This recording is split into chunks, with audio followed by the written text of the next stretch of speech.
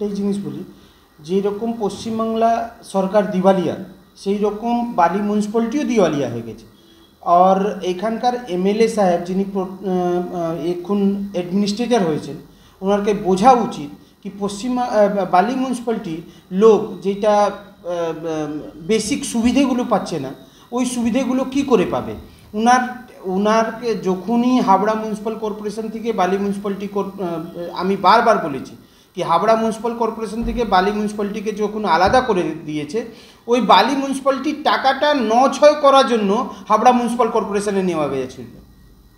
সেই জন্য উনি এফডি ভাঙুন বা নিজেকে বিক্রি করুন, আপনাকে সরকার টাকা তো বোনাস বা স্যালারি তো আপনাকে দিতে হবে।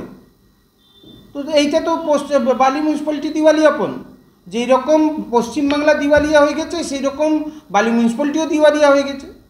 এলাকায় ময়লা নর্দমা পরিষ্কার থেকে শুরু করে এলাকার স্ট্রিট লাইট একেবারে বহু জায়গায় নেই, কি মনে করছেন?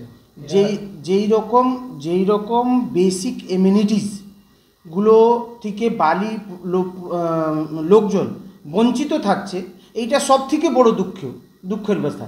আপনি একটা জিনিস বলুন, রাস্তাঘাটের অবস্থা কী? আপনি একটা জিনিস বলুন, গার্বেজের অবস্থা কী? আপনি একটা জিনিস বলুন, স্ট্রিট লাইটের অবস্থা কী? আপনি একটা জিনিস বলুন, এইখানে ল অ্যান্ড অর্ডার সিচুয়েশন কী?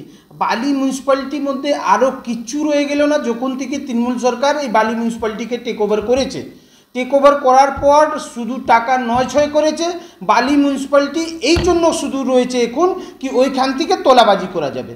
কোন প্রমোটার কোন বিল্ডিং বানাচ্ছে, কোন প্রমোটার ইলিগাল কনস্ট্রাকশন করছে, ওই বালি মিউনিসিপ্যালিটি এখন বালি মিউনিসিপ্যালিটি রইল না।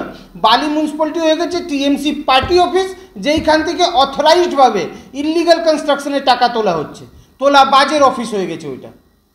বালিতে দেখা যাচ্ছে বিধায়ক ভার্সেস আরও তৃণমূল নেতাদের একটা গোষ্ঠীদ্বন্দ্ব রয়েছে, যার কারণে সাফার করছে নর্মাল পাবলিক এইসব পরিষেবা থেকে।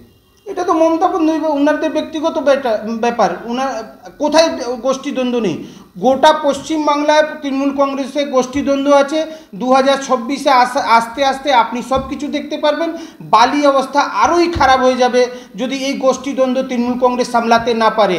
এই বালির মানুষ তার জন্য ভুগতে হচ্ছে, ওদের নিজে গোষ্ঠীদ্বন্দ্ব লড়াইয়ের জন্য।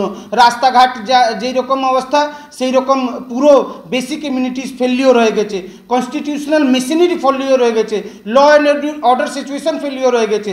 বালি মিউনিসিপ্যালিটিকে বাঁচাতে গেলে এখন জনমতকে এক হয়ে এই তৃণমূল সরকারের বিরুদ্ধে লড়াই করতে হবে। আপনার নাম? বিনীত পান্ডে, হাওড়া জেলা এক্সিকিউটিভ মেম্বার, ভারতীয় জনতা পার্টি।